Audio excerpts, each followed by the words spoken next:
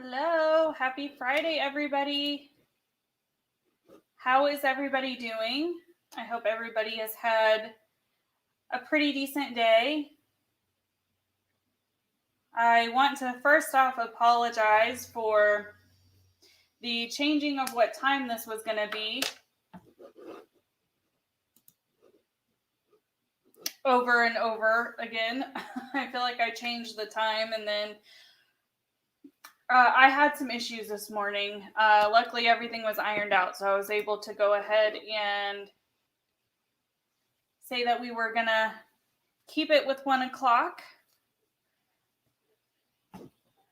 If you guys could just let me know if you could hear me and see me, anybody who is here. Hey, Tina, how are you? I also want to apologize for my nails. I'm trying something new and I've only gotten one hand painted, so I will try to keep my hands out of frame so that's not a distraction to anybody.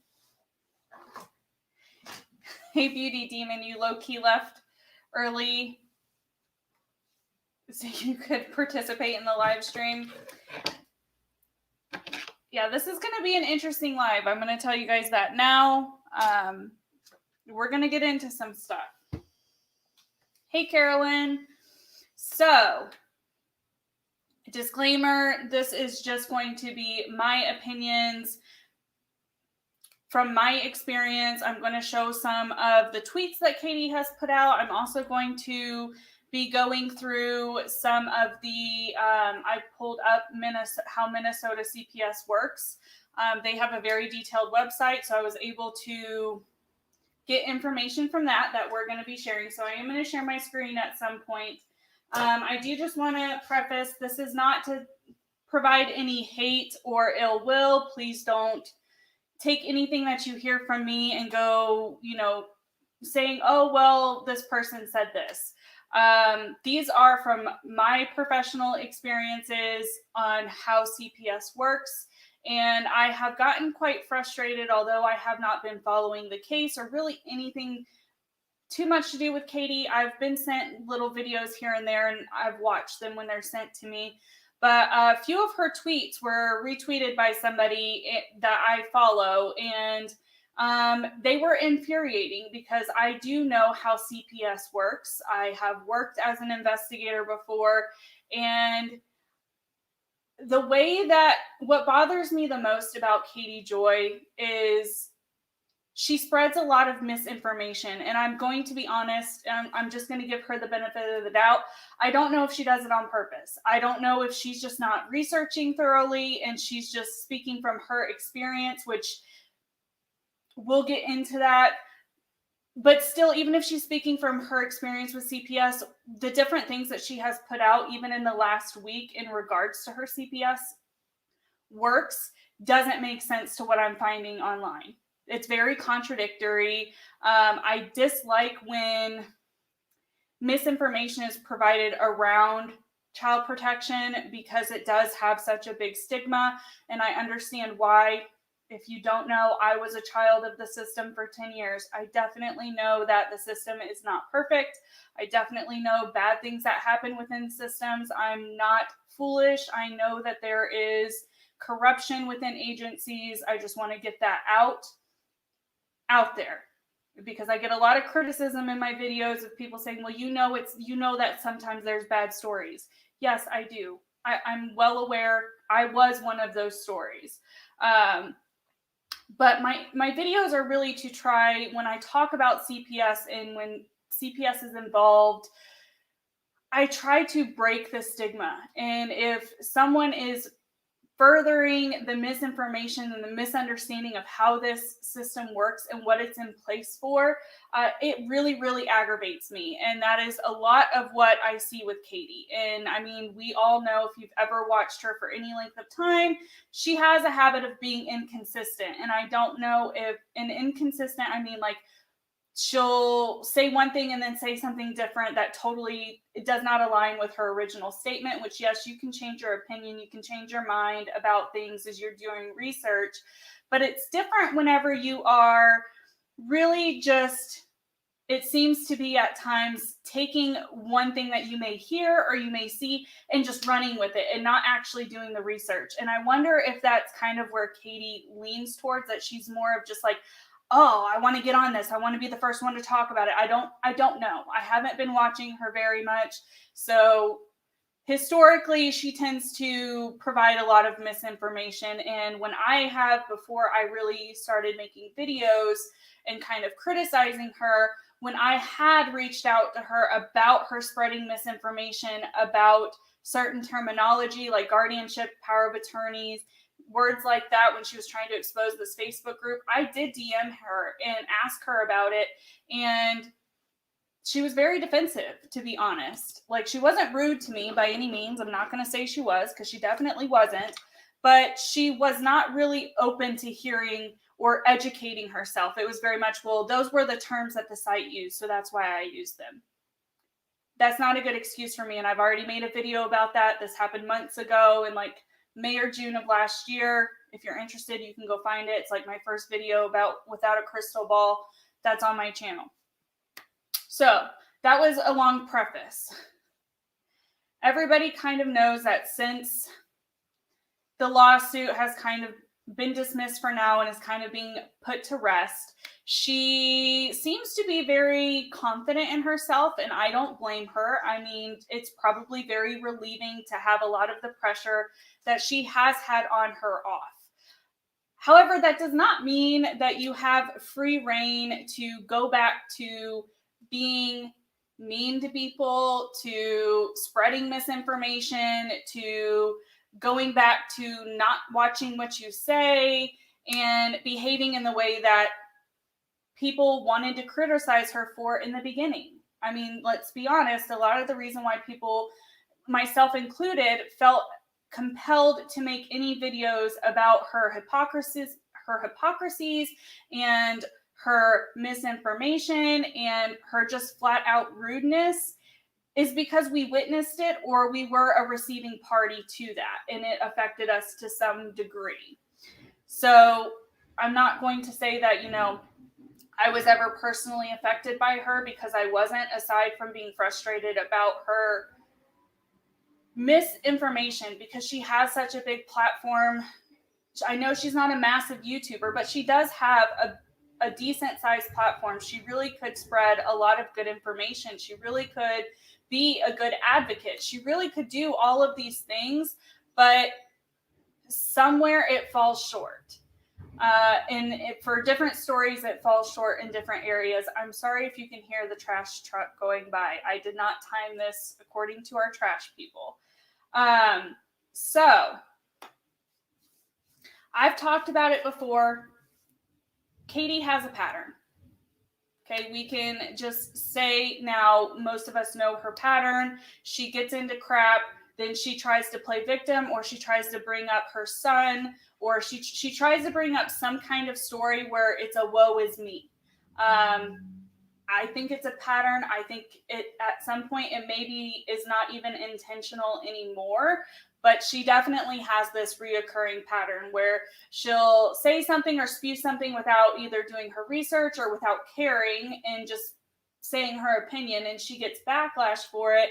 And then her way to retract back is to try and bring up like something that will pull at people's heartstrings. She'll either talk about something with her son, or she will talk about an experience that she had, or talk about a very controversial topic. And then once that kind of heals everything, then the cycle starts all over. She does something else, or she says something else that gets people kind of riled up, and then the cycle just continues. And it depends on, from what I have observed, it depends on, I don't know the right word. It kind of depends on maybe how big of an issue of backlash that she gets, on what she will utilize to kind of try and level those out, right? So a few months ago, she got on her channel, and this was during the case and everything, the lawsuit. She got on her channel and she started talking about how she had this case with CPS. And she was very much pointing the finger to everybody, it being her trolls, it being the people who have criticized her, it being the larger YouTubers that she was claiming she was going to sue at the time. I mean, she named anybody under the book for being the reason that DCF was at her door. I've made a video kind of breaking down her video when she discussed that, and I had concerns, I had issues with her video because she was encouraging people to not call.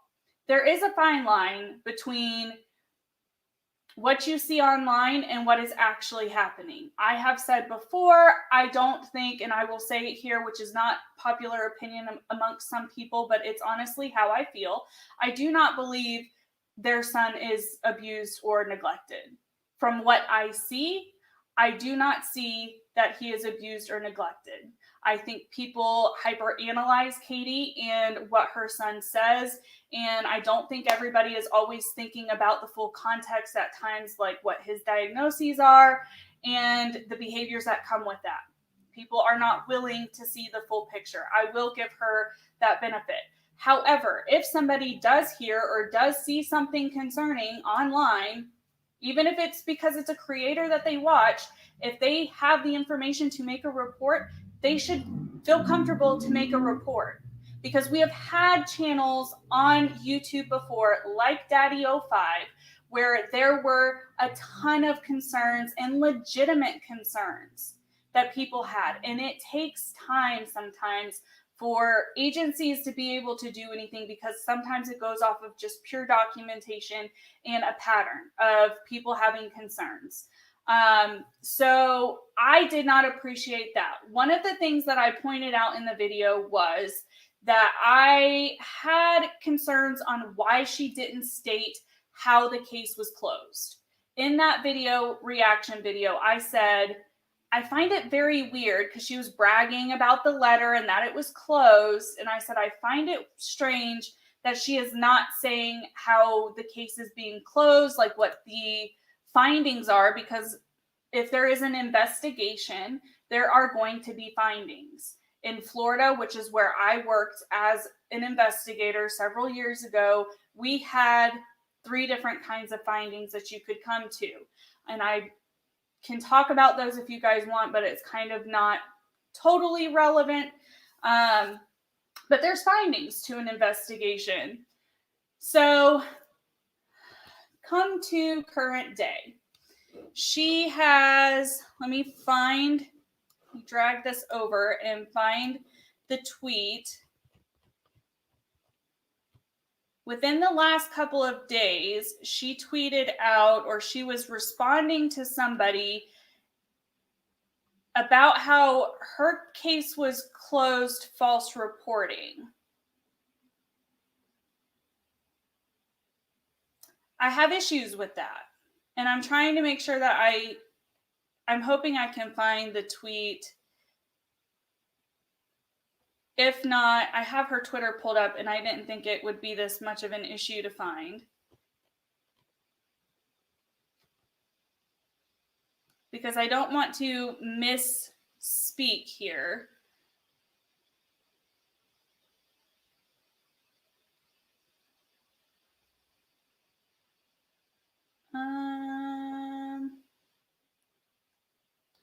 I do not know anybody else who tweets as much as she does.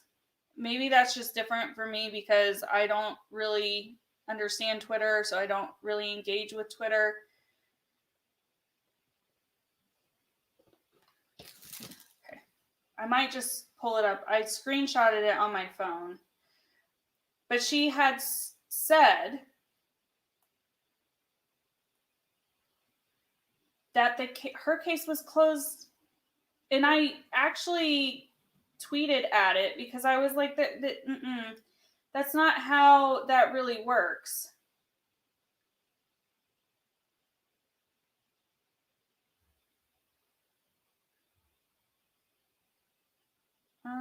Sorry, I thought this wasn't going to be an issue. I thought I had everything up and running.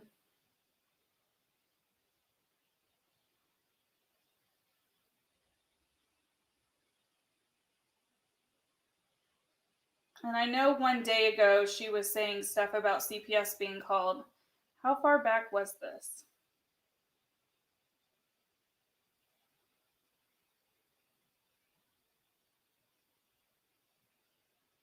Okay, here it was. This is a tweet from Monday. She said, police were here again tonight. A woman admitted on Twitter to calling authorities to report fraud. Police came today from reports of not having my child in school, forcing him to have a feeding tube, misusing public funds, and child abuse, all unfounded. That's not how it works. And I know that because I've worked a case. You're not going to have investigators come out and investigate child abuse and have a finding the same freaking day. Not going to happen. Even in Minnesota, it's not going to happen. And I will show you guys that. I pulled it up. She said at the top of this that not only are false reports a crime, so she's trying to say that people are calling in false reports. I'm not going to say that they're false reports or not. What I will say is it is extremely hard for DCFS or DCF, whatever it's called where you're from, to close a case as a false report because you have to show intent. Just like in defamation, surprisingly, and slander, you have to show that there was malicious intent and you have to show a pattern. At least in Florida you do, and I would assume in Minnesota it's about the same because Minnesota, looking at their CPS stuff, it is very closely ran as how the system is ran in Florida. There's a little bit different at one point, and I am going to talk about that here in just a minute. But she also at one point said within the last few weeks that her case before was closed as false reporting. This was on Sunday. She said, she's talking about the waiver. She said, my son's not currently on a waiver, disability waivers. She lists out several pieces. And again, she puts here for number 4, your continued calls to CPS will result in charges for false reporting. Number 6, find someone else to obsess over and stop wasting the police and social worker resources. CPS was already here because of you morons, and they closed the case for false reporting. Okay.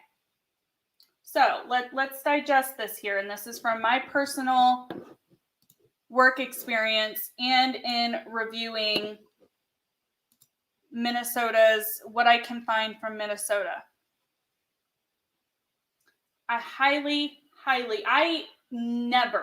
There was only one case out of my 3.5 years of working as an investigator where I was able to close it as false reporting. And I'm not going to provide any details because that's something that you can't do, obviously. But in 3.5 years, there was only one that I was actually able to close out. And you want to know what? We had to have law enforcement involved because in order to close it out as false reporting, you need to be able to say and support that this was closed out false reporting and hand it over to law enforcement because false reporting is a crime. So it's very, very unlikely for me to believe that her case was closed false reporting because then she would have to know who it was, or it is a very, very long process. It is not something that happens from the first time you call because you have to be able to establish false reporting, which is malicious intent, and a pattern. Even if CPS continually gets called on a family, especially in Minnesota, they don't always run investigations. I have learned that, and that is where they differ from Florida. We're going to go through Minnesota's stuff really quick. Let me share my screen.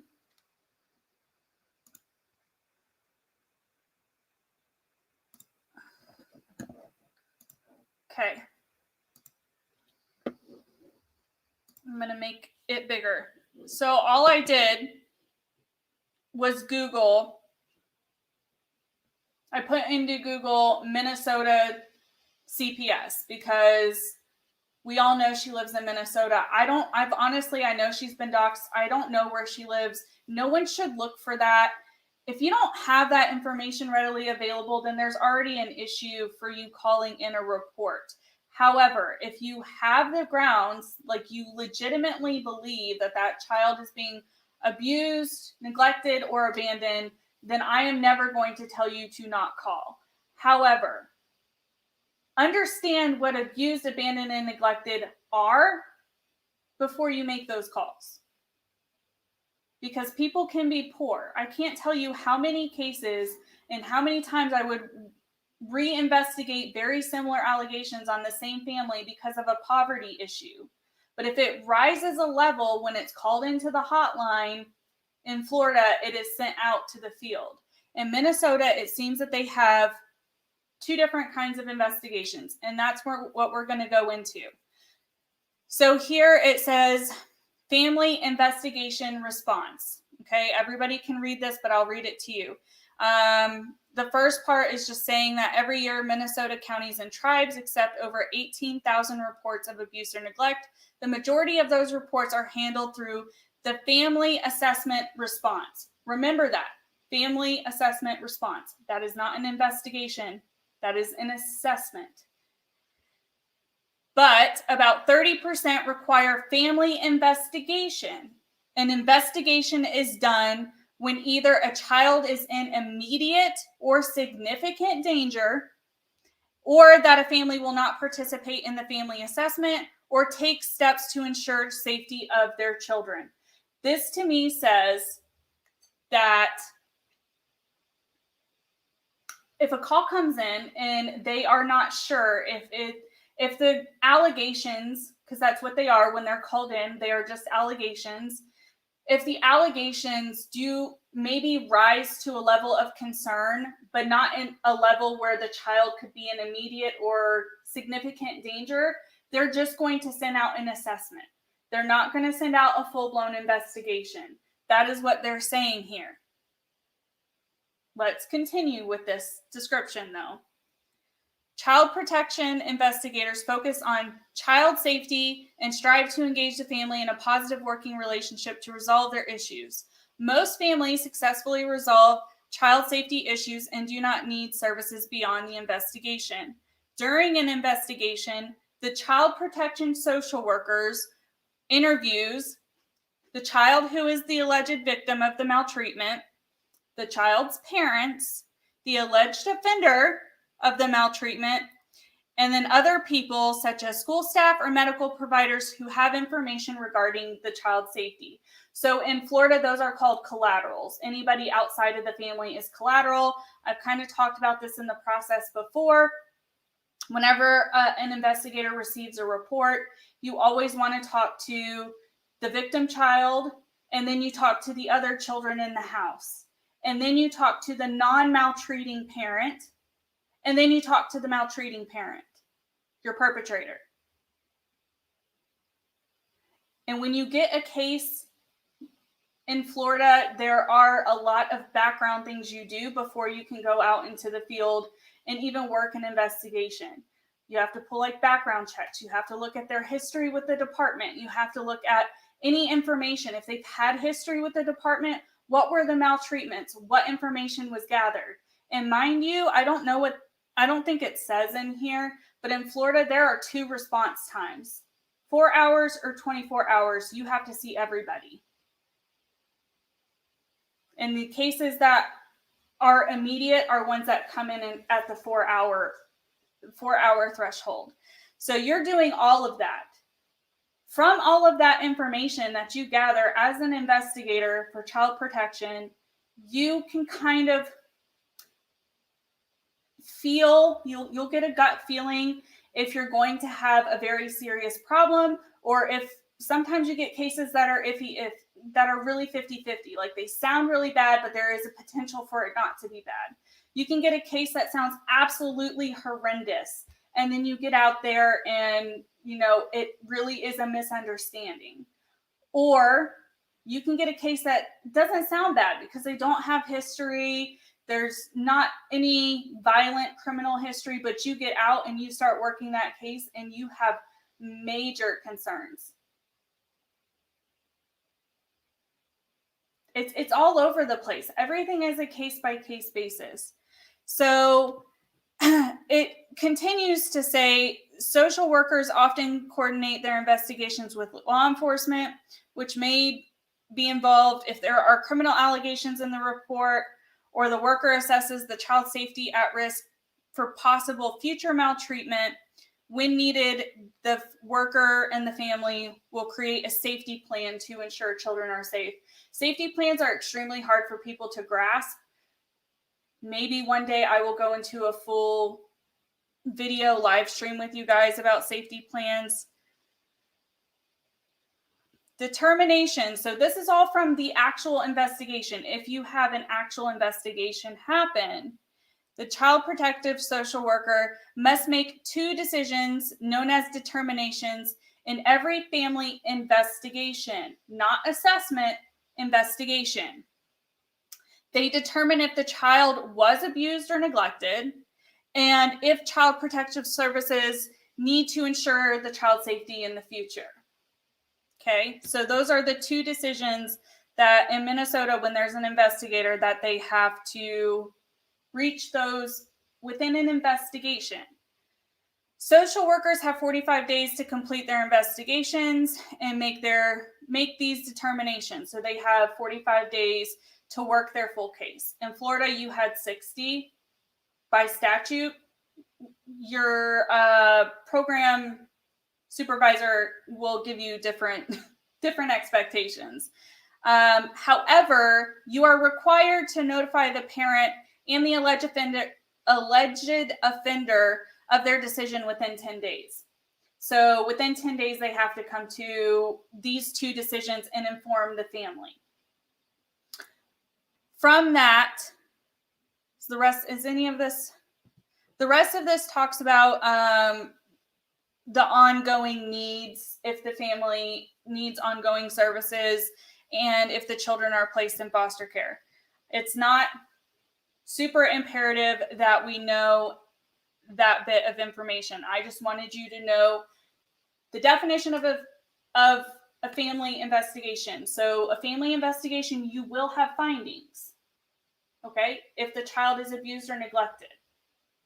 And if so, the ongoing services that are needed, or if intervention is needed by CPS.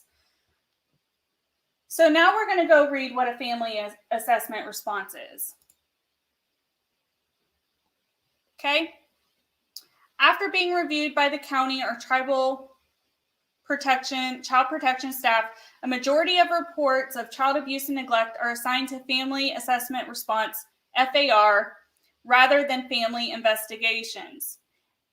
FAR ensures children's safety and family stability by building on family strengths and responding to individual needs. Children and parents get the help they need without being labeled. Okay? A family response is as follows. It allows flexibility to meet the children and the family's needs when child abuse or neglect are reported. It enables successful parenting with minimal negative labeling, applies limited county and tribal resources more effectively to help families in crisis, meets individual family needs to ensure safety and well-being, elicits broader community participation in supporting families and keeping children safe. So this is kind of like if there aren't any concerns, or if the concerns are minimal, what steps they take to help the family if there's needed resources. Okay. Now we're going to click the brochure. Okay, so this kind of reiterates a lot of what we just talked about. These assessment response are like if they get a call, they're just ensuring that the child's safe. It's not as intense on the family or the parents or the children because it's just an assessment. It's not a full-blown investigation, okay? I have a feeling this is probably a pamphlet that they give to the families when they are responding to one of these. This is the information they provide the family. During this, they're identifying family needs, they're providing the resources, they're building the parents and community strengths. All right. So this is a strength-based. Most states use this. How is a response chosen and what are the possible outcomes? Reports not involving substantial child endangerment, sexual abuse, or situations of serious danger may be assigned for a family assessment response rather than a family investigation. Here's the kicker, guys. No determination of maltreatment are made in family assessment responses. At the end of the assessment, it will be decided if child protective services are needed or if family support services are jointly agreed upon by the agency and the parents. So after me going through both of these, I can tell you what my opinion is. The only person who knows is Katie. I'm not saying she has to release this. It's her business. But from what she provided in that first video where she was like, oh, CPS was here, I kind of feel like they did an assessment because when she did that video, she said the case was closed. I think it was just an assessment because she said that they offered her resources, which they should do, and that they talked to everybody there, which is going to happen when you're seeing if there's any concern. So I have a feeling that she had an assessment, that I don't think she had a full-blown investigation. And even if she did, that circles back to the fact that I don't think it was false reporting because you have to have a pattern. And I understand she continually, like to today, is saying that people are constantly calling law enforcement in CPS. So from my experience as a worker, I can tell you that law enforcement are mandated reporters, just like teachers are, just like physicians are. So if law enforcement responds to a call, if they have concerns for a parent or if they see something in the house and they see children, they are going to call it into CPS. However, law enforcement is not going to, from my experience, mind you, there's no information about this part on their website, but law enforcement is not going to wait for DCF to get there. In Florida, even when there were cases where hypothetically you have a drunk parent and a child in the back seat, the cops are going to arrest the parent and they're going to take the child with them to the station. They're not going to hang out at the house.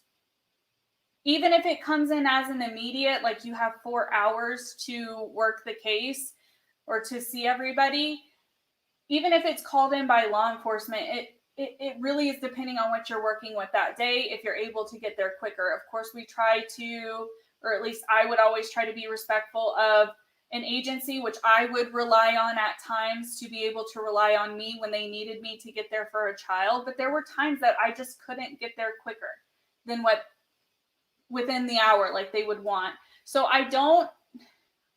the fact that in the last couple of tweets, she said that there was law enforcement and CPS at her house at the same time and it was closed within that day, I don't think that's what happened. Unless it was an assessment and they came to their determination and there aren't findings then. They wouldn't close it false reporting then. They wouldn't close it unfounded then. It would just be, okay, you don't need our assistance. We don't have a concern. Bye. If there was an investigation, could the findings be unfounded? Absolutely. Because like I said, personally, from what I have seen, and I understand I don't see everything. I don't watch all of her content. I don't watch any of it pretty much now. But from what I did see, I didn't have any concerns. I didn't have enough concern for somebody to call. However, like I said, I wasn't watching. If somebody has that concern, you can call. But again, Katie needs to stop putting this stuff, my opinion here, totally my opinion. She needs to stop putting this shit out on the freaking internet. It is her choice to say CPS came to her house or law enforcement came to her house. No one would know. I wouldn't even be able to make these commentary videos. I kind of appreciate it because I'm able to educate people and kind of break some of the stigma about CPS because of the stuff that she does. But I mean, dude, if you don't want people to know what you're dealing with and what you're struggling with or what may be going on in your personal life, don't put it on Twitter. Don't do a snooty video saying, oh, CPS was here and they left with no concerns. What good does that have? And please do not ever put out to your audience not to put stuff real life. That is one of the things that bothers me way too much about creators is I understand people do shit maliciously. I understand people have haters. I understand people have trolls. I've talked about those individuals on the internet. They suck.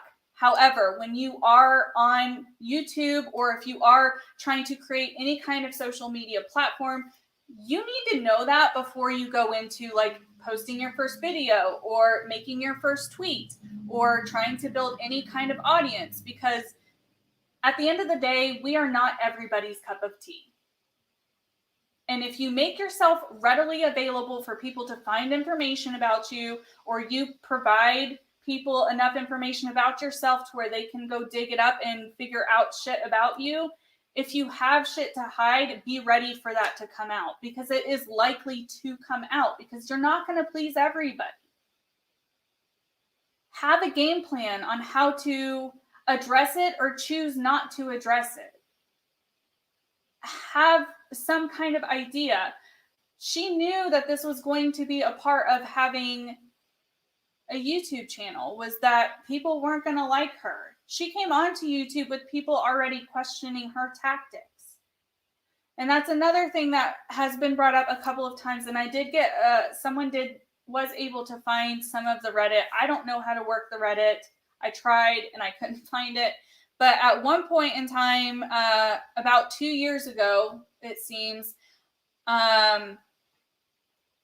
Katie Joy was reporting on free birthing parents. And I'm not trying to get into that topic. I'm just kind of pointing out a little bit of the hypocrisy here, is that she called agencies to get involved because the free birthing mother, she didn't agree with what was happening. She had concerns, so she called. Am I going to say Katie is wrong in calling?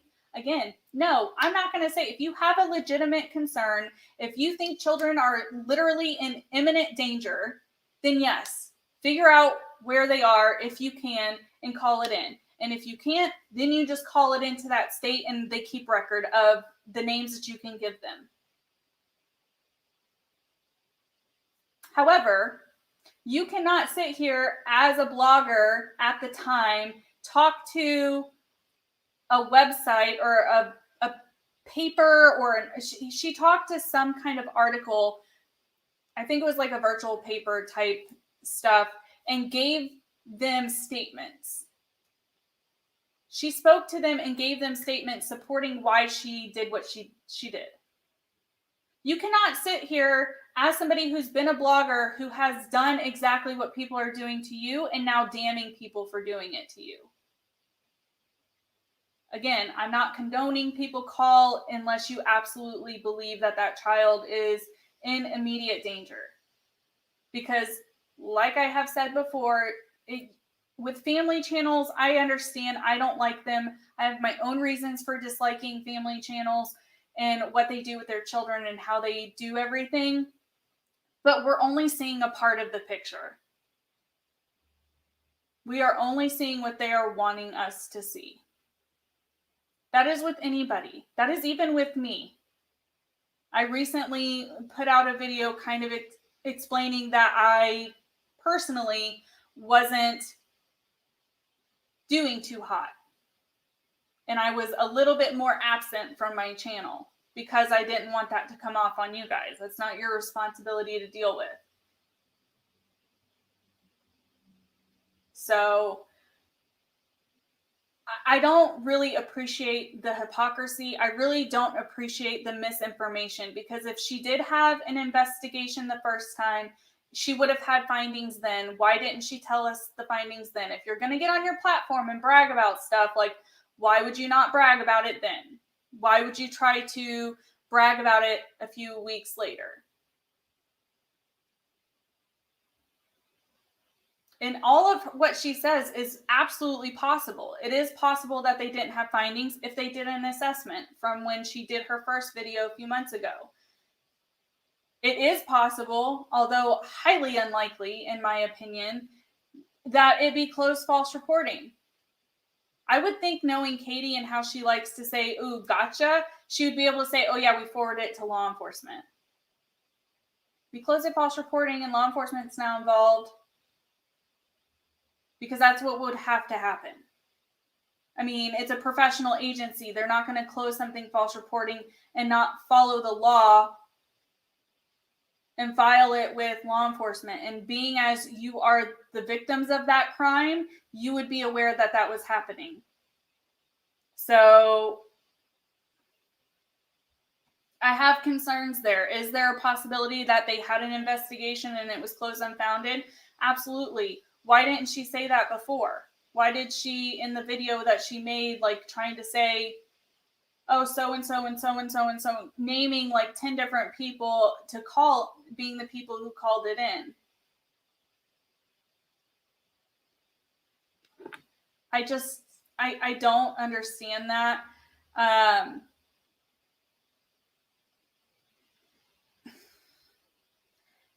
I know people really talk about the stuff with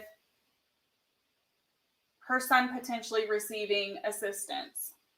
Okay. This is not going to be a popular opinion. It is, yes, people can fraud the system. Again, I'm not dumb. Oftentimes when abuse and neglect are called in, if there is a concern for fraud happening with food stamps or whatever, the investigator looks into that. Even if it's been a previous concern, it's something you still look into, because you're looking into all maltreatments, all concerns in the family that could be within the family. When you are an investigator, you know what kind of maltreatments are typically hand in hand. So you know how to talk to kids of all ages, kids of all disabilities, which is another thing she really tries to pull at people and be like, it's traumatic or difficult for her son, which I would not doubt. It probably is. Why put that online? Like, really, it all boils down to like a maturity and a boundary issue with me, and how she kind of conducts herself at this point. Which is why I stopped watching her, because I was getting overly frustrated at the fact that she has this large platform. She produces nothing. I'm not going to say nothing. She produces a lot of misinformation from what I know personally about certain topics, such as CPS and how things like that operate. In addition to her inability to really put boundaries up. It's a big deal, and I see more and more creators talking about boundaries, which I think is a good thing, because boundaries they're needed. You're not going to have a healthy or a safe environment or a safe community if you don't have boundaries between yourself and your subscribers. That doesn't mean that you treat your subscribers any less, or that you don't respect them or you don't appreciate them, but there is a boundary there.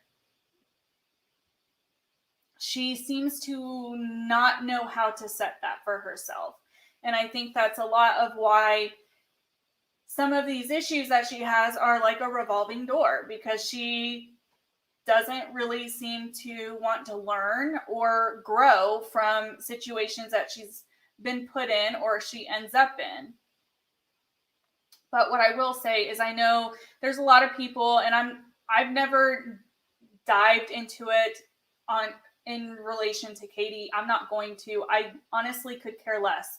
However, if she is frauding the state and people have called it in, I promise you they have looked into it. And if she is getting money from the state, it is none of our business. Her son is very sick. Like, people need to get over the fact, like, I think people almost sidestep the fact that he really is sick at times. just to get a go at Katie, which is kind of disgusting if you really think about it. But that is my opinion about her getting money from the state. If she is getting money from the state, she deserves the money from the state. I promise you, the state is very, very particular about who they give those funds to, and you have to constantly be reviewed. So if she is still getting any kind of assistance from the state in relation to dealing with him, she needs it, or he needs it. Why is that something people want to question, especially when we really need to, in my opinion, people really need to take a step back, because you want to defend Leslie Bass whenever her financials are being aired out by Katie, but there's like a hypocrisy type thing going on with people where they want to just expose Katie's financials. We really, like, a lot of the community at times, I don't think intentionally are losing sight of providing the criticism and really calling her out for what the community was started on. I think this lawsuit made things a little bit crazy at times between like people within whatever community and like different creators and everything. I think stuff got way out of hand. And I think everybody can probably agree with that if you can really like take a step back and think of everything. Stuff really has gotten crazy out of hand. So I can't remember if there were any other parts that I wanted to address in relation to this. If I think of any, I will say them. I know I haven't paid attention to the chat. That was not to be rude. It was more because if I had paid attention to the chat, nothing would have gotten out. So I'm going to start reading the chat now. So if you guys have any questions or any opinions, I hate to always make people retype it, but unfortunately, I do have ADHD like Katie, and a boundary I put in place whenever I am talking about serious issues like this, where I really want my point to get across. A boundary I have is to get what I need to say and what I want to say out, and then look at the chat. And that is something that I have given Katie criticism for and have advised, like, hey, maybe do it this way instead. It's up to her to take it. She can do what she wants, but,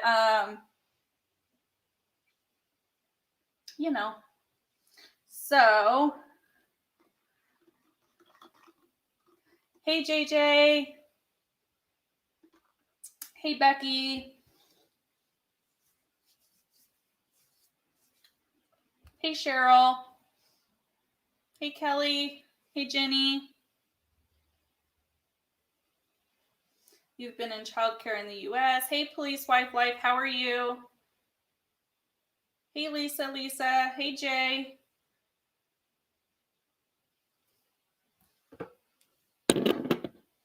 Yeah, when I'm going to address stuff like this, I'm going to come at it from a very unbiased standpoint. And that is because I do these videos to not just to like talk about Katie, because you can clearly tell in my content, like I could honestly talk about anybody in relation to this.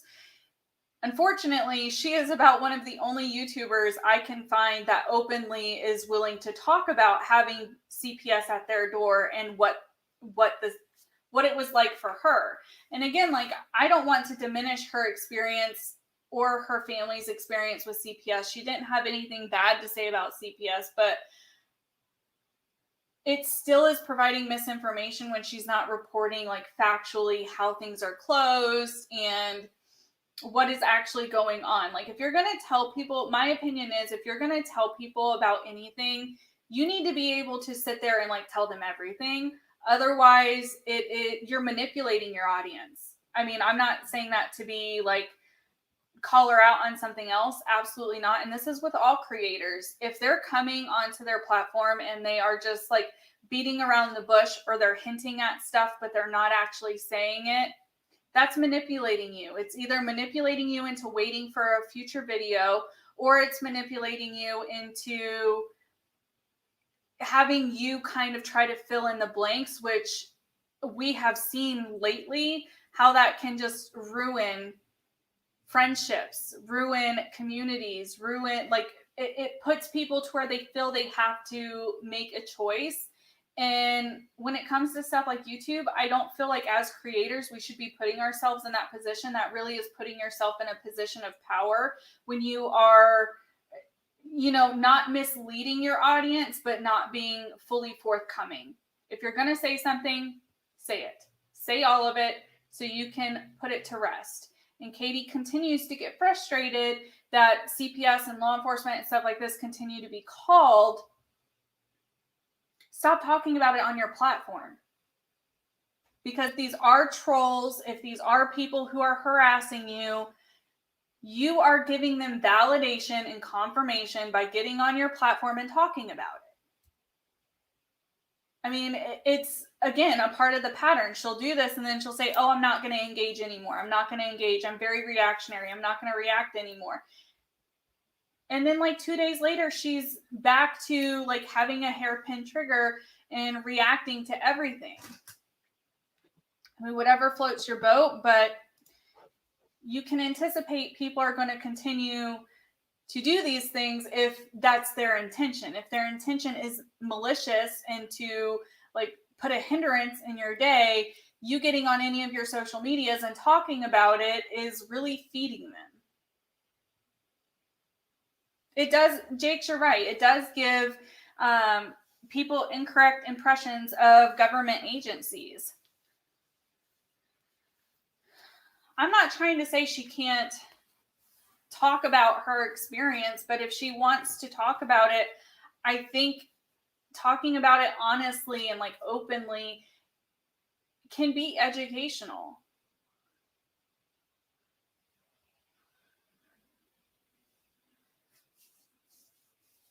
I don't know. Does anybody have any questions in regards to like CPS and all of this stuff? I can probably remove that. Sorry, I've left that up. Sorry if my background just moved. A dog has decided to come in here. I had pulled up that article in relation to like the free birthing stuff. You just have to Google it and it'll come up. I didn't really reference exactly what was said, so I'm not going to link it. But if you're interested in reading that article for whatever reason, you can just Google it. That's how I found it. CPS showing up is terrifying. Absolutely. Absolutely it is. And I can guarantee that any worker, whether it's law enforcement or CPS, we're aware that people don't want to talk to us. We're aware people are scared of us because of the power that either law enforcement or DCF has. We're trained about how to handle that. We're also trained on how to deal with combative people. We're trained on how to have conversations and to gather information. We're trained to investigate. And at the end of the day, CPS is there for the children. And like I said at the beginning, I'm not going to say that, there's not corruption and things aren't done out of malice, or that people don't call in like vindictive reports, because I mean, that's common sense. Everybody knows that happens.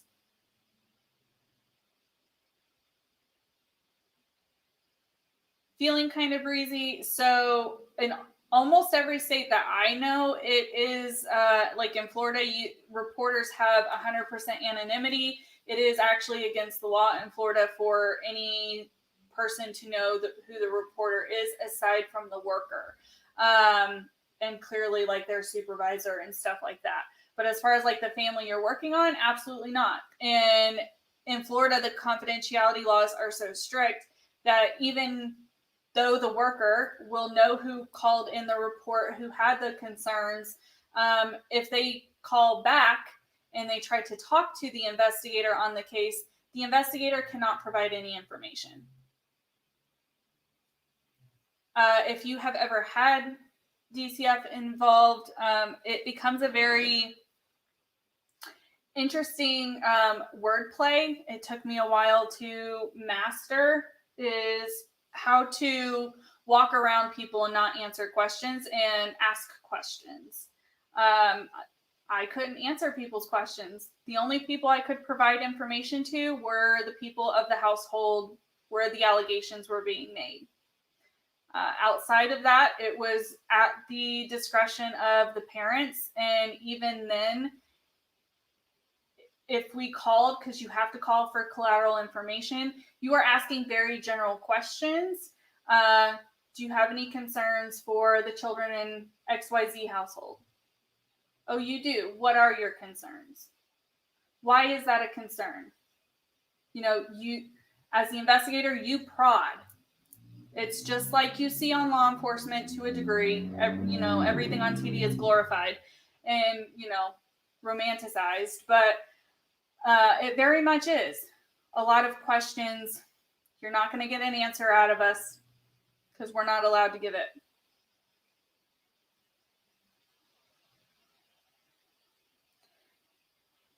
You're a guardian ad litem in the state of Florida. That is awesome.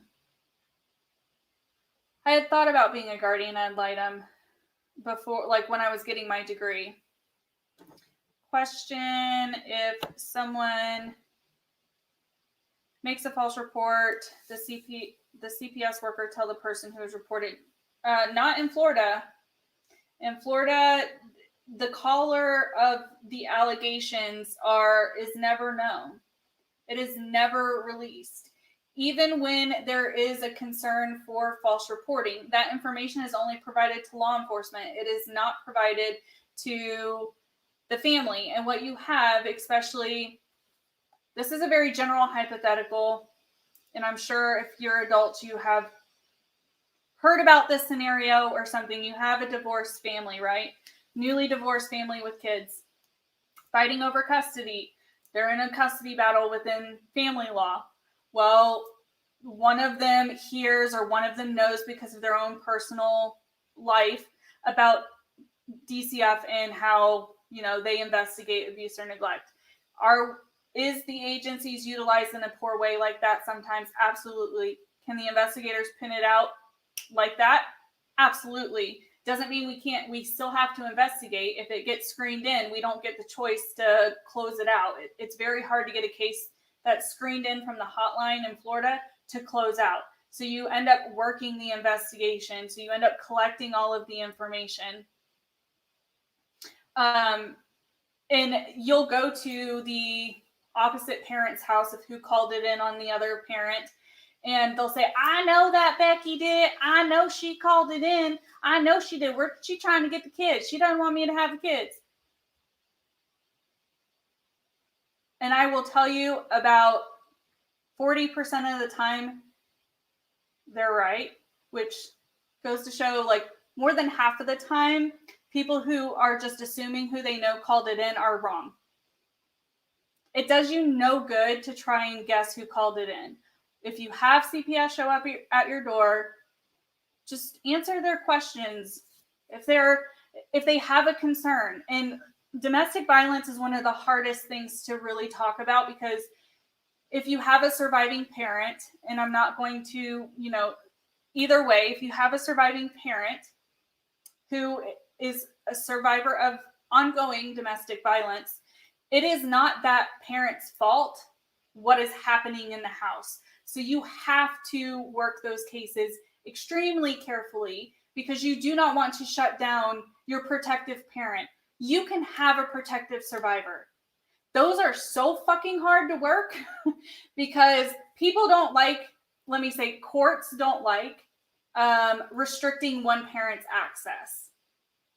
Those are the hardest cases to work, but it is absolutely doable. You can have a protective parent in a household where abuse and neglect are occurring due to one parent or maybe an adult family member in the home. That's when you work safety plans. And safety plans can be extremely complicated for people to understand. Do you ask kids, Daddy, did you hurt you? No, that is a leading question. You should not be asking questions in that manner. However, you have to ask questions that are age appropriate for the children. So if you have a 3-year-old and it's alleging that they got whooped and they have bruising, the first thing you're going to do is you're going to get a professional at either the school or something like that, and you're going to do what's called a head to toe, where you visually look at their body from head to toe, and if there are any marks or bruises, you have to take photos.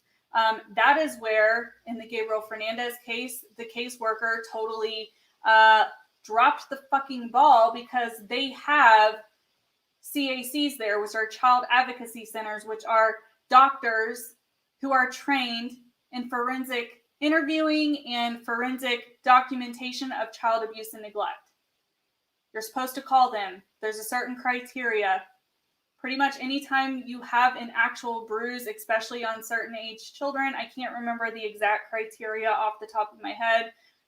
I've been out of the field for over a year now. There's a certain criteria. I think it's like 5 and under. They have a bruise anywhere, they automatically go. You don't get a say in it.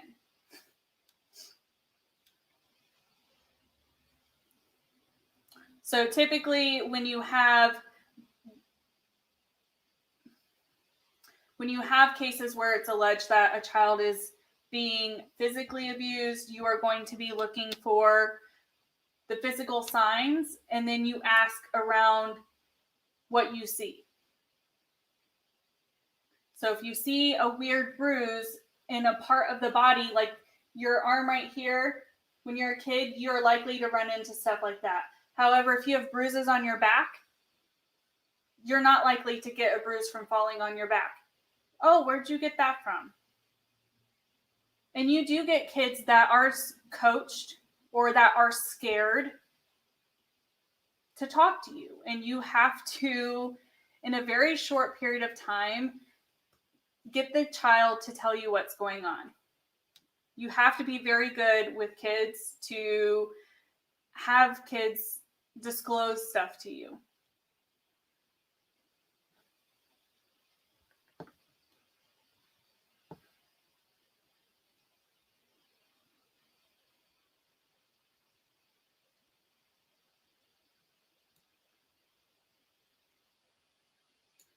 I just realized I am in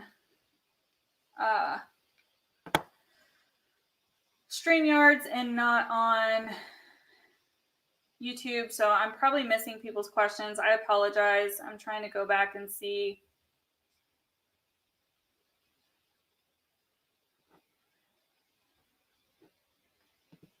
Yeah, people are always scared of retaliation. What I have to say to that is, it could be a child's life. You're an adult. You know how to protect yourself, whether that's with law enforcement or with a restraining order or whatever it has to be. That child can't protect themselves. If you have a concern, call it in. Let it be up to the officials at the hotline or the call-in center. Let it be them who figures it out, because that is their job.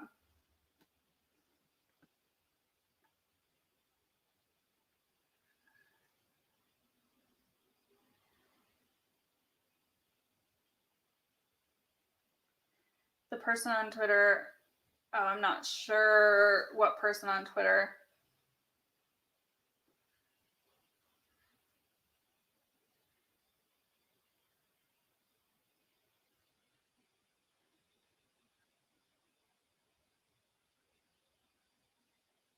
I mean, people can deduce and can assume they know who's calling all the time, but it's not worth your time. Whether you have them called on you or you're calling on someone else, children are innocent until they are on their own and they are being self-sufficient. They are innocent. Even when they're 16 and they are a pain in your butt, and they maybe are not as innocent as a 5-year-old, they still deserve to be protected.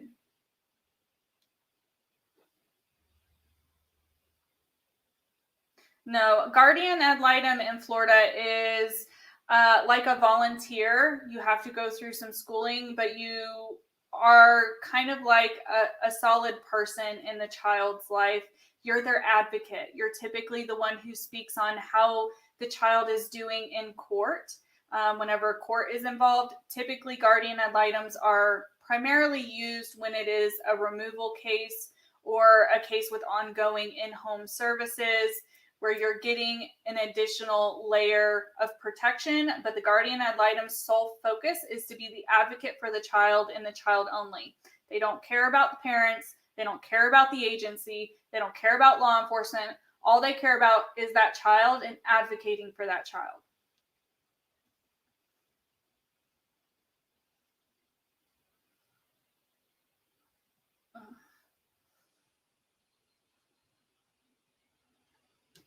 There are guardian ad litem attorneys, but there's two different types of guardian ad litem. There's attorneys and there's the volunteers.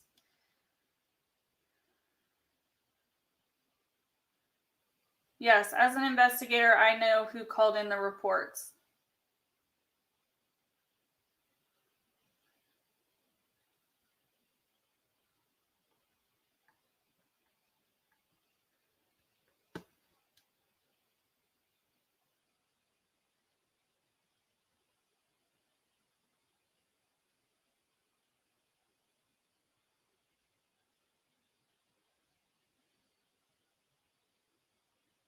I mean, not all CPS workers are made the same. They're really not.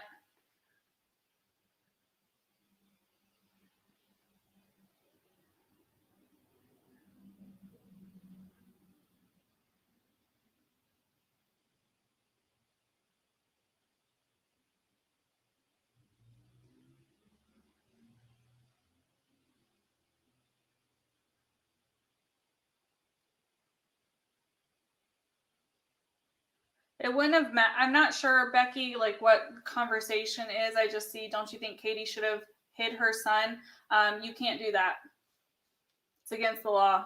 When CPS is involved, you cannot prevent CPS from at least laying eyes on your child to visually be able to say that they're okay. That's how child deaths would go unnoticed, because in old times, people were not actually making face-to-face with the children. You have to lay eyes on the children, and if the family doesn't allow you to, you, depending on what state you're in Minnesota, you have to get law enforcement. In Florida, we didn't need law enforcement. We had more control as DCF investigators when it came to children. We could remove children without law enforcement. If they're barricading themselves in, we can tell them that we'll get a court order, but we don't need a court order. So it would have done, it does nobody any good to try and hide your kids. We know you have them. You can actually end up with criminal charges if you don't produce children, depending on what state you're in, if they're your kids, if you're hiding them intentionally. It's also not going to bode well for you, because why would you hide your children intentionally rather than just talk about whatever the allegation is?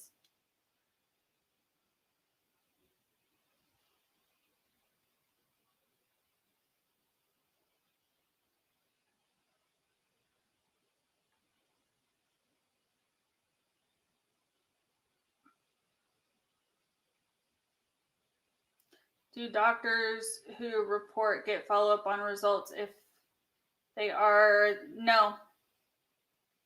Mm-mm. It doesn't matter who called in Florida. It does not matter who calls in the report. We are not going to provide you any information at all.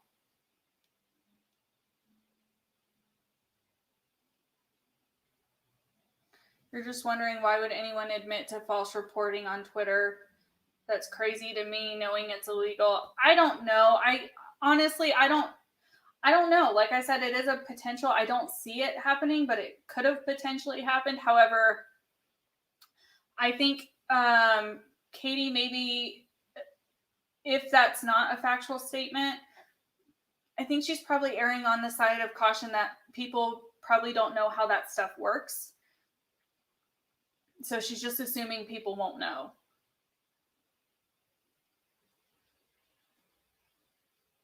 Keep them occupied until, yeah, I get what you're saying, Becky. And like I said, I'm kind of coming into conversations halfway, so I didn't mean anything towards you particularly. I was just clarifying because that's something that does happen where people do try to hide their kids. It does you no good, and we're going to talk to the kid first. Even if the kid is distraught, again, we're trained. We're trained to talk to all children of all ages with disabilities, with autism. If they are nonverbal, there are other ways. That's when you really utilize your collateral sources. Because oftentimes when you have children who are not verbal, they are usually being seen pretty frequently by therapists and by physicians, sometimes more one than the other. Depends on what kind of therapy you do with your child if they are on the spectrum. There's other ways to know what's going on aside from the child. If the children are verbal, of course, it helps really understand what's going on when there are concerns happening with a verbal child. But you can have like a 7-year-old who's been systemized, who's been coached, absolutely tell you there's nothing going on, but you have everyone else who has regular contact with that child be able to articulate that there is a concern. So, I mean, I can argue,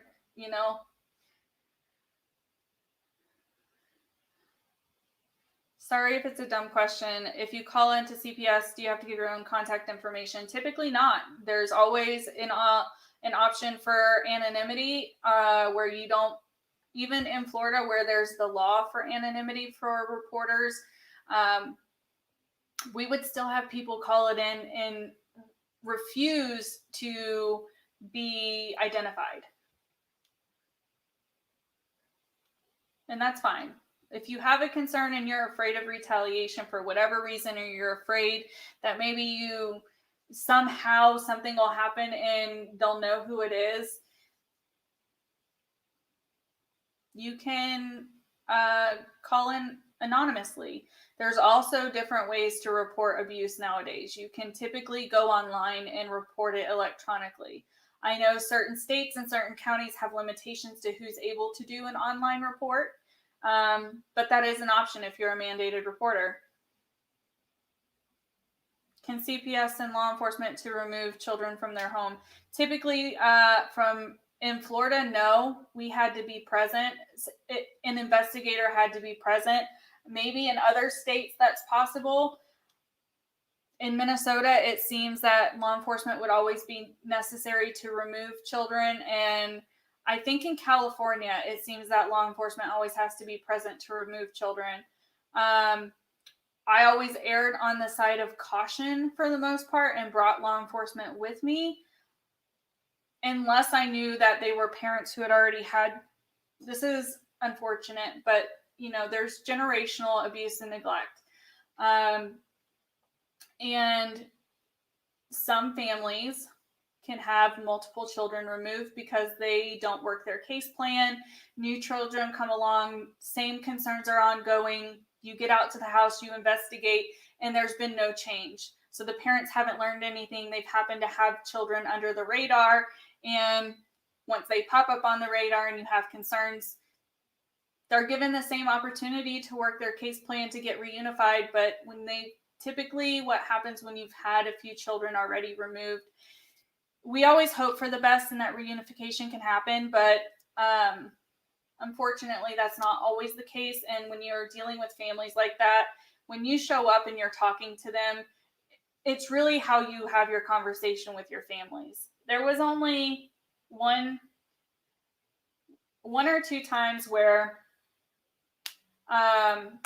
it got out of hand when I was doing a removal. And one time was extremely bad. And if law enforcement hadn't been there, the parent said that they would have physically done harm to me.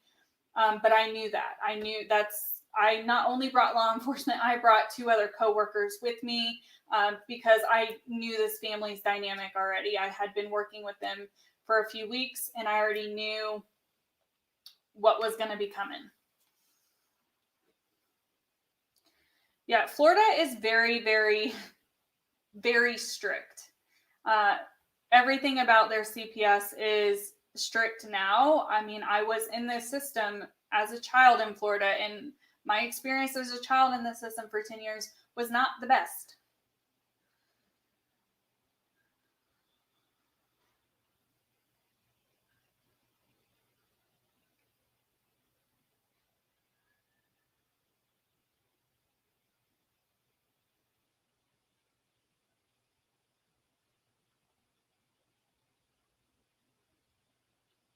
You wouldn't want to be a CPS worker. You can't imagine the level of abuse they themselves experience from mad people. You know, I mean, yeah. I mean, that's kind of known going into that field, that if you can't handle people like getting in your face and yelling at you and calling you every word under the sun, you probably should not do this. If you're not comfortable confronting people or questioning people in manners that aren't normal, because the kind of conversations we have are not everyday conversations. They're really not. It's not a career field for you. You really have, in my opinion, to be a good investigator, you really have to have the passion for it. And I mean, I know people with different backgrounds that did a phenomenal job. It really just depends on where your passion is.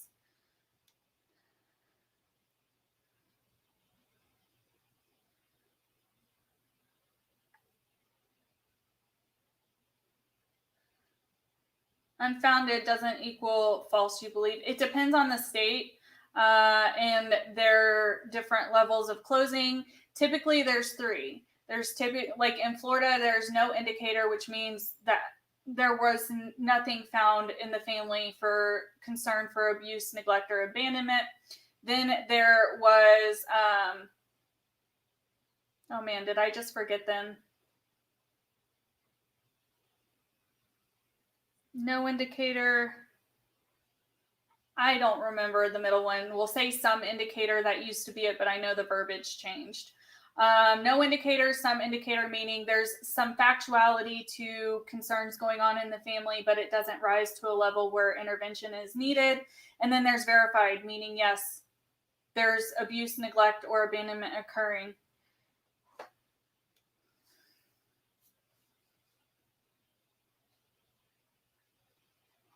Thank you for answering your question. What if it's only law enforcement without CPS present? I mean, there's always going to be those situations that law enforcement respond to where they're going to have to take a child into custody. They have the ability to get a court order signed. The hypothetical I used earlier is there's a one parent in a car and a child in the car. Mom gets arrested. They're not going to leave a 2-year-old on the side of the road. So clearly they're going to either stay there with the child or they're going to take the child back to the station. Sometimes they'll take the child to the closest DCF office.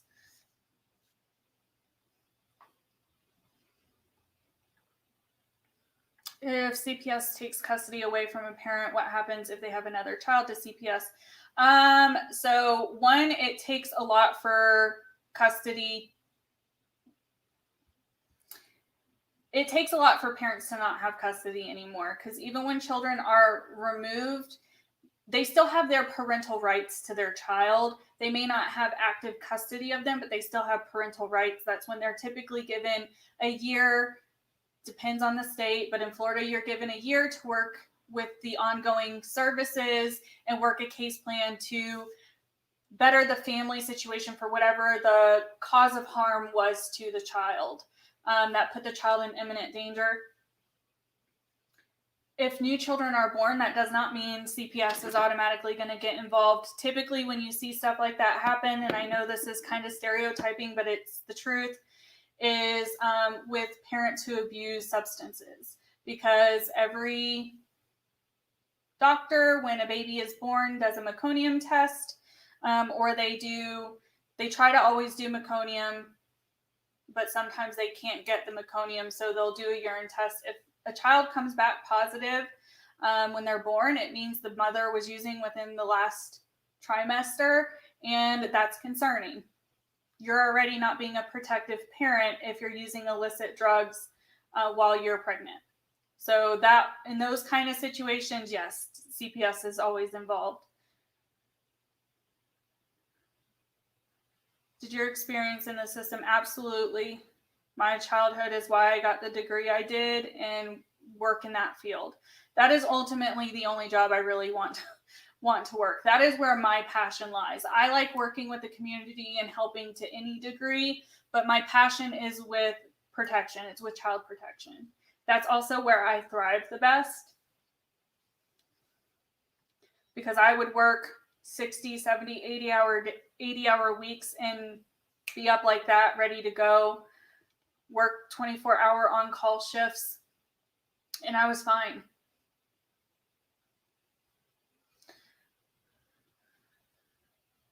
Yeah, I saw that she was reporting on how much people were getting in their PPP loans. I don't know. I also, this is just a side note, whenever I was looking at, I tried to find the original article that she wrote that got the other article written where she was interviewed in relation to the free birthing mom. And I can't remember, it wasn't Pathos, but it was a different website. And it kind of listed not all, but a lot of her writings. And a lot of them had to deal with kind of bad parents. So I don't know if she feels she needs an outlet. I don't know.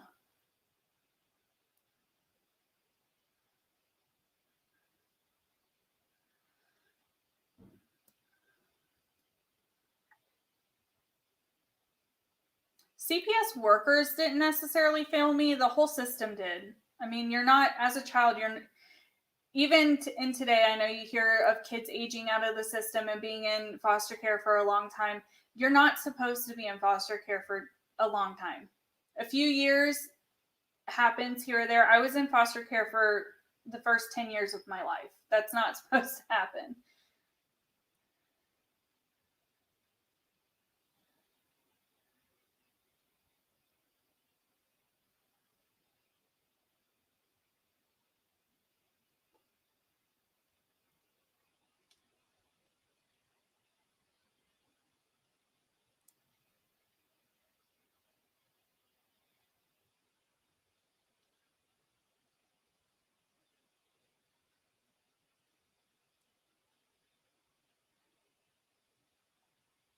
Oh, hi, Katie. I wasn't ignoring you. I'm just not up to the chat. I can't send you a DM. You have me blocked. You blocked me a while ago. And this is a live stream. It's not monetized yet, so sorry.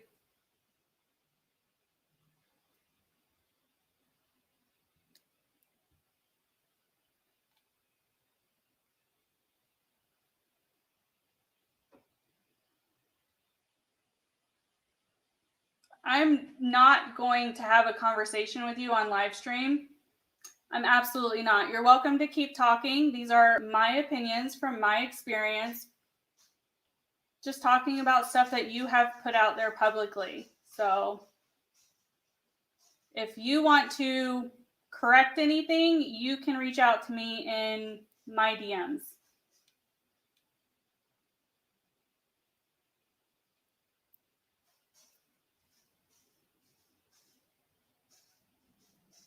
I haven't gotten any super chats, Katie. Clearly, you're just coming in, and that's fine.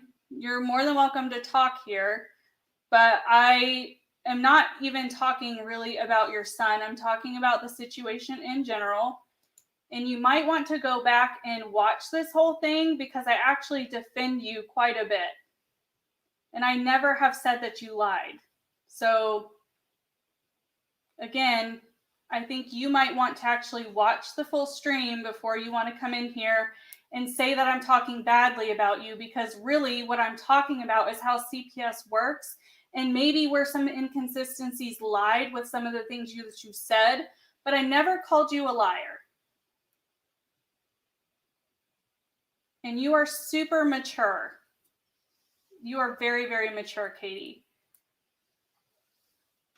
It's okay, guys. Don't worry about it. She can continue to talk. Okay. If you don't think there were any inconsistencies, then that's fine. Like I said, I'm not going to have a conversation with you over live stream. It's very unprofessional.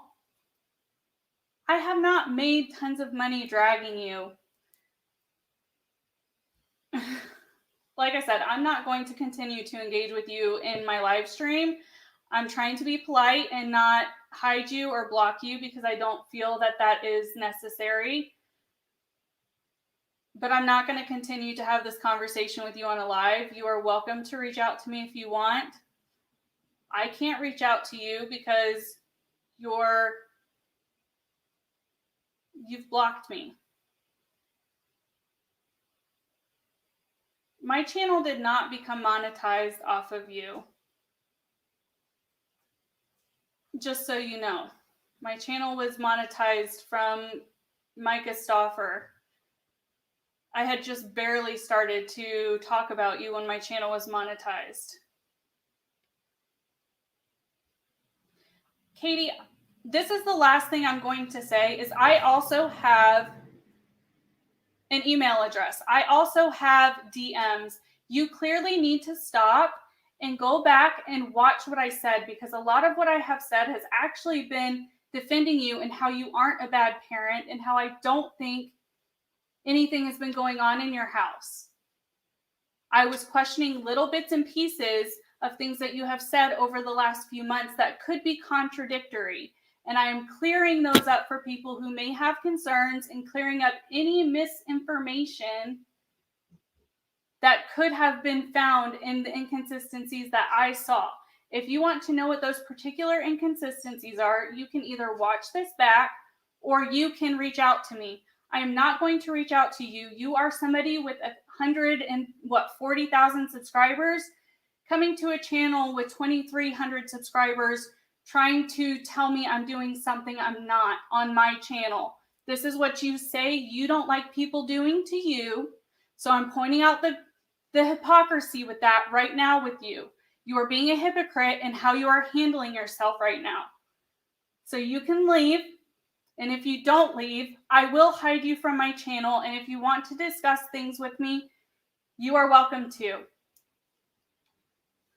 Does anybody else have any other questions?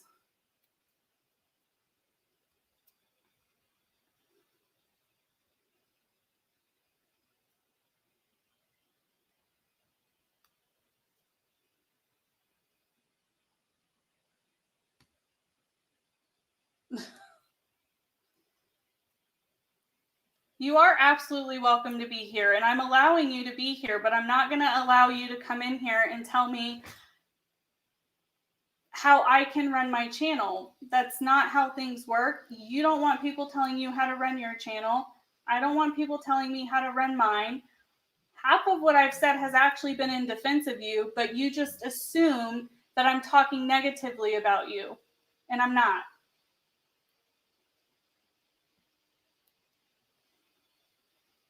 Katie, everybody in this chat can see what you're saying and how you have antagonized and said that I'm gross and said that I'm making money off of this, which I'm not. People are now super chatting me to prove you wrong because you're coming in here with a larger platform doing what you say you hate people doing to you. I am not a troll, sweetheart. I'm not one of your trolls. I haven't talked about you in months. So you can leave my channel or you can be respectful in being here.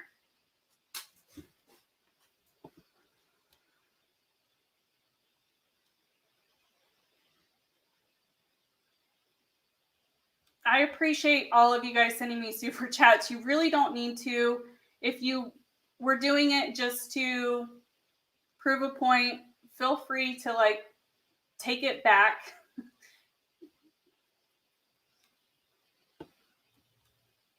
You are being respectful to a degree. You came into my chat and called me gross. You came into my chat insinuating I was talking about your son, when in actuality, I haven't talked about your son specifically at all. I've talked about the situation of CPS. That is it. That is it. If you maybe weren't reactionary and didn't just come on here assuming I was talking shit about you, this wouldn't be going on right now. Like, seriously.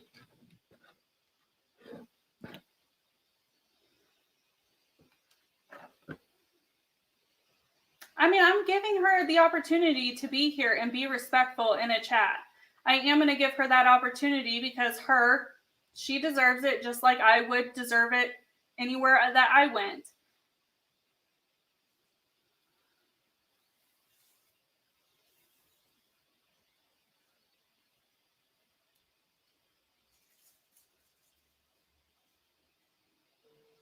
I didn't say you called police on a woman. I said you talked to somebody about how you got something involved.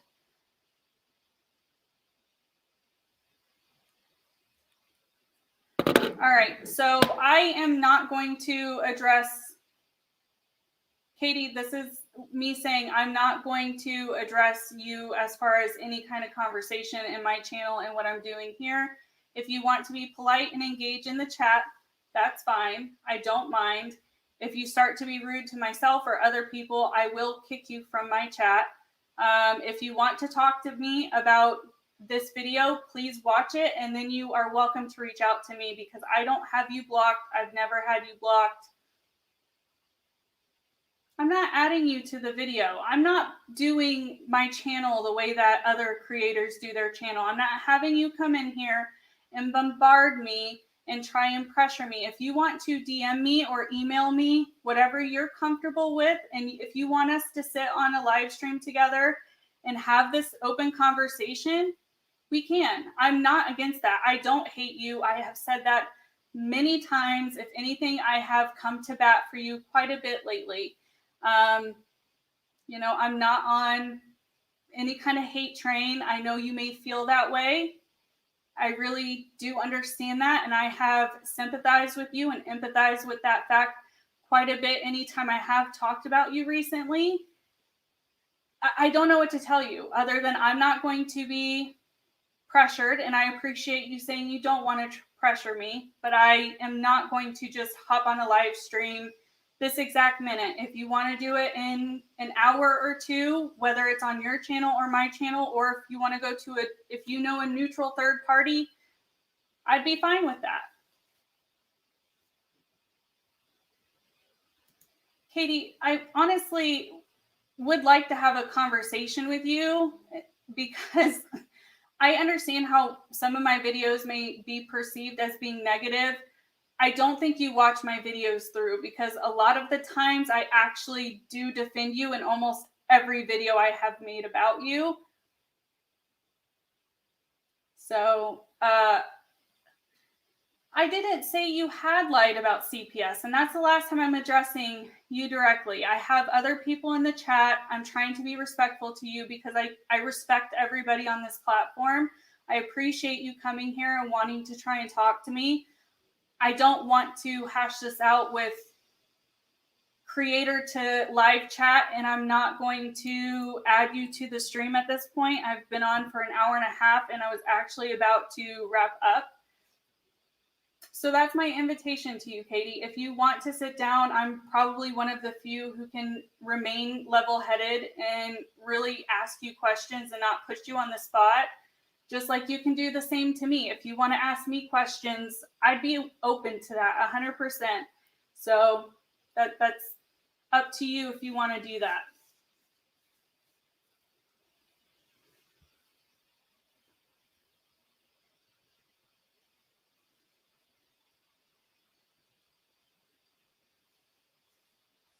All right, does anybody have any other questions? Because I am about to end the chat. I don't want this to continue. I don't want you guys to get mad at Katie, and I don't want Katie to feel that she is being pressured in my live stream. I'm not going to have that narrative going around. So if anybody has questions in relation to CPS and how CPS works, please leave them down below. I'm going to give you guys like a minute or two, and then I am going to turn this off. And thank you, everybody, like I said, for the super chats. I really appreciate that.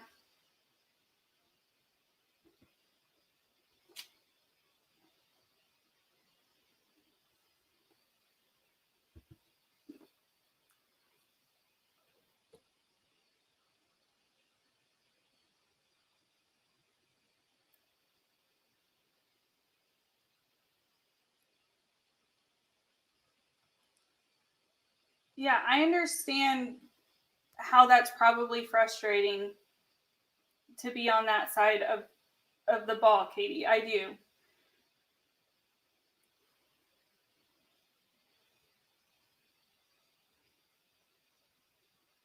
Okay, we're not going to... No, I'm going to leave this up. It's fine. It may take a little bit of time for it to buffer, but I am about to close it out.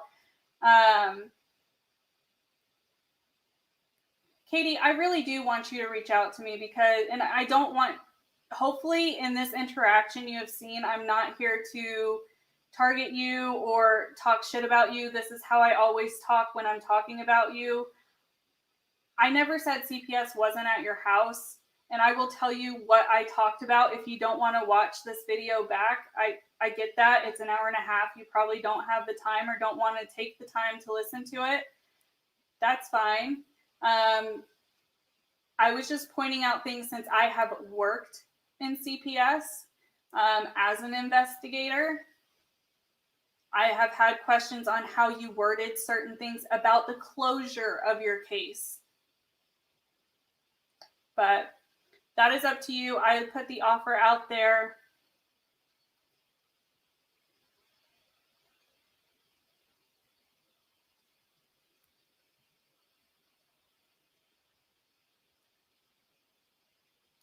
Alrighty, guys. I don't see any other questions rolling in. So although I'm sure people would love to continue to have this conversation, I'm not going to continue to allow this to go on in my chat any longer. I'm not going to be pressured to allow people to say I allowed Katie to be bullied in my chat, because that's not my intention. And you guys have heard it all. You've seen it all in the chat. This will be up on replay. If anyone who makes it in replay gets this far, thank you guys for getting this far. I hope you guys all have a good rest of your day. And everything is available. If anybody has any further questions that I missed or I didn't get to, feel free to reach out to me, whether that's in DMs or email. Otherwise, I hope you guys all have a good rest of the day. Bye.